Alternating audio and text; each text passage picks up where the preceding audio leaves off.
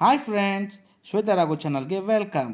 ಇವತ್ತು ಬೀಟ್ರೂಟ್ ಪಲ್ಯ ಮಾಡೋದು ಹೇಗೆ ಅಂತ ನೋಡ್ಕೊಂಬರೋಣ ಬನ್ನಿ. ಈಗ ಮೊದಲಿಗೆ 4 ಬೀಟ್ರೂಟ್ ತೊಗೊಂಡಿದ್ದೀನಿ. ಬೀಟ್ರೂಟ್ ತೊಗೊಂಡು ನೀಟಾಗಿ ತೊಳ್ಕೊಂಡು ಇಟ್ಕೊಂಡಿದ್ದೀನಿ. ಈಗ ಇಂಗ್ರೀಡಿಯೆಂಟ್ಸ್ನೆಲ್ಲ ನೋಡಿ ಹಿಂಗೆ ಇಟ್ಕೊಂಡಿದ್ದೀನಿ.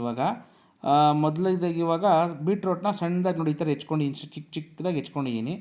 ಅದಕ್ಕೆ ಏನೇನು ಸಾಮಗ್ರಿ ಬೇಕು ಅಂತಂದರೆ ಈರುಳ್ಳಿ, ಕರ್ಬೇವಿನ ಸೊಪ್ಪು, ಒಣಮೆಣ್ಸಿನ್ಕಾಯಿ, ಹಾಗೆ ಮತ್ತು ಸಾಸಿವೆ, ಜೀರಿಗೆ, ಕಡಲೆಬೇಳೆ, ಉದ್ದಿನಬೇಳೆ, ಉಪ್ಪು, ಸಾಂಬಾರು ಪುಡಿ ಮತ್ತು ಸ್ವಲ್ಪ ಕೊತ್ತಂಬರಿ ಸೊಪ್ಪು.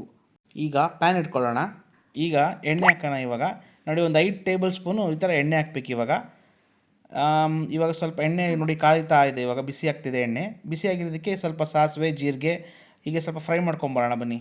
ಹೀಗೆ ನೋಡಿ ಸ್ವಲ್ಪ ಫ್ರೈ ಆಗ್ತಾ ಇದೆ ಎಣ್ಣೆಗೆ. ಚಟಪಟ ಚಟಪಟ ಅಂತ ಸಿಡಿತಾ ಇದೆ. ಈಗ ನೋಡಿ ಫ್ರೈ ಮಾಡ್ತಾ ಇದ್ದೀನಿ. ಈಗ ಚೆನ್ನಾಗಿ ಫ್ರೈ ಆಯ್ತು. ಈಗ ಮತ್ತು ಇವಾಗ ಉದ್ದಿನಬೇಳೆ ಮತ್ತು ಕಡಲೆಬೇಳೆ ಸ್ವಲ್ಪ ಹಾಕ್ತಾಯಿದ್ದೀನಿ. ಅದು ಚೆನ್ನಾಗಿ ಫ್ರೈ ಮಾಡ್ಕೊಳ್ಳೋಣ. ನೋಡಿ ಈ ಥರ ಕಡಲೆಬೇಳೆ, ಉದ್ದಿನಬೇಳೆ ಇವಾಗ ಗೋಲ್ಡನ್ ಕಲರ್ ಥರ ಬರಲಿ, ಅದು ಚೆನ್ನಾಗಿ ಫ್ರೈ ಮಾಡ್ಕೊಬೇಕೀಗ. ಮತ್ತು ಈಗ ಈರುಳ್ಳಿ ಚಾಪ್ ಮಾಡ್ಕೊಂಡಿದ್ದಲ್ಲ ಅದನ್ನ ಈರುಳ್ಳಿ ಹಾಕ್ತಾಯಿದ್ದೀನಿ ನೋಡಿ, ಸಣ್ಣಗೆ ಹೆಚ್ಚಿರೋ ಈರುಳ್ಳಿ ಮತ್ತು ಒಣಮೆಣ್ಸಿನ್ಕಾಯಿನ ಜೊತೆಗೆ ಹಾಕಿದ್ದೀನಿ. ಮತ್ತು ಇನ್ನು ಕರ್ಬೇವಿನ ಸೊಪ್ಪು ಅದ್ರ ಜೊತೆಗೆ ಹಾಕ್ಕೊಂಡ್ಬಿಡ್ತಾಯಿದ್ದೀನಿ. ಈಗ ಸ್ವಲ್ಪ ಚೆನ್ನಾಗಿ ಸ್ವಲ್ಪ ಫ್ರೈ ಮಾಡೋಣ. ಸ್ವಲ್ಪ ಗೋಲ್ಡನ್ ಕಲರ್ ಬರೋ ಥರ ಈರುಳ್ಳಿ ಆಗಬೇಕು. ಚೆನ್ನಾಗಿ ನೋಡಿ ಫ್ರೈ ಮಾಡ್ತಾಯಿದ್ದೀನಿ. ಆವಾಗ ಹಿಂಗೆ ಫ್ರೈ ಮಾಡ್ತಾ ಇರಬೇಕು ಸ್ವಲ್ಪ. ಈಗ ಬನ್ನಿ ಇವಾಗ ಈ ಬೀಟ್ರೂಟ್ ಹಾಕೋಣ. ಇವಾಗ ನೋಡಿ ಬೀಟ್ರೂಟ್ ಹಾಕ್ಕೊಳ್ತಾ ಇದ್ದೀನಿ. ಈ ಥರ ಸಣ್ಣದಾಗಿ ಹೆಚ್ಚಬೇಕು. ಬೀಟ್ರೂಟ್ ತುಂಬ ಚೆನ್ನಾಗಿರುತ್ತೆ. ನಿಮಗೆ ಸಣ್ಣದಾಗಿ ಹೆಚ್ಚಿದಾಗ ಅದು ತಿನ್ನೋಕ್ಕೆ ತುಂಬ ಚೆನ್ನಾಗಿರುತ್ತೆ ಬೀಟ್ರೂಟು. ಮತ್ತು ಈಗ ನೋಡಿ ಚೆನ್ನಾಗಿ ಮಿಕ್ಸ್ ಮಾಡಬೇಕೀಗ ಎಲ್ಲ. ನಾವು ಹಾಕಿದ್ವಲ್ಲ ಈರುಳ್ಳಿ ಅದೆಲ್ಲ. ಈಗ ನೋಡಿ ಸಾಂಬಾರು ಪುಡಿ ಹಾಕ್ತಾಯಿದ್ದೀನಿ. ಇವಾಗ ಸಾಂಬಾರು ಪುಡಿ ಹಾಕಿದ್ಮೇಲೆ ಸ್ವಲ್ಪ ಈಗ ಚೆನ್ನಾಗಿ ಕಲ್ಲುಪ್ಪು ಹಾಕ್ತಾಯಿದ್ದೀನಿ. ಈಗ ಕಲ್ಲುಪ್ಪು ಹಾಕೋದು ತುಂಬ ಚೆನ್ನಾಗಿರುತ್ತೆ ನೋಡಿ. ಈಗೆಲ್ಲ ಮಿಕ್ಸ್ ಮಾಡೋಣ ಬನ್ನಿ.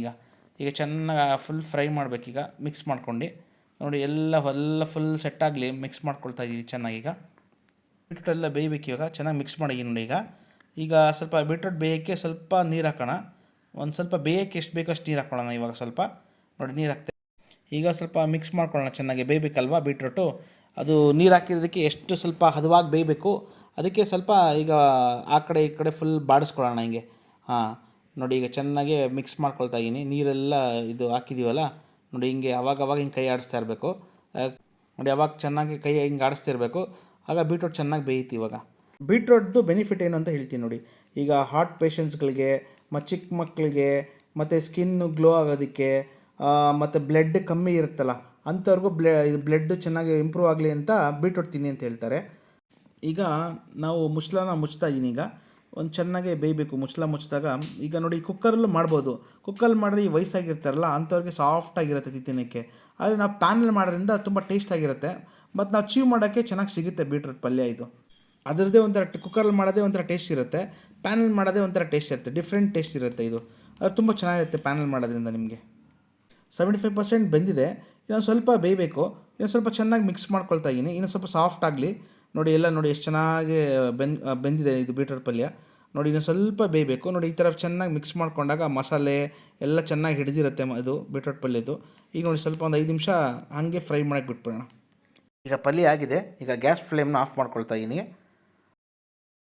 ಲಾಸ್ಟ್ಗೆ ಇವಾಗ ಕೊತ್ತಂಬರಿ ಸೊಪ್ಪು ಹಾಕ್ಕೊಂಡು ಚೆನ್ನಾಗಿ ಮಿಕ್ಸ್ ಮಾಡ್ಕೊಳ್ಳೋಣ ಬನ್ನಿ.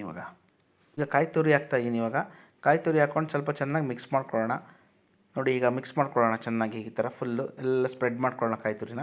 ಏನಕ್ಕೆ ಕಾಯಿ ತುರಿ ಹಾಕ್ತಾಯಿದ್ದೀನಿ ಅಂತಂದರೆ ಕಾಯಿ ತುರಿ ತುಂಬ ಟೇಸ್ಟಾಗಿರುತ್ತೆ ಬೀಟ್ರೂಟ್ ಪಲ್ಯಗೆ ನೋಡಿ. ಈಗ ಹಾಗೆ ಸ್ವಲ್ಪ ಮಿಕ್ಸ್ ಮಾಡ್ಕೊಳ್ಳೋಣ ಚೆನ್ನಾಗಿ. ಹಾಗೆಲ್ಲ ಚೆನ್ನಾಗಿ ಮಿಕ್ಸ್ ಮಾಡ್ಕೊಳ್ಳೋಣ. ಮತ್ತು ಇದು ಬೀಟ್ರೂಟ್ ಪಲ್ಯ ನಿಮಗೆ ರೊಟ್ಟಿಗೆ, ಚಪಾತಿಗೆ, ದೋಸೆಗೆ ಮತ್ತು ಅನ್ನಕ್ಕೆ ಎಲ್ಲ ತುಂಬ ಚೆನ್ನಾಗಿರುತ್ತೆ.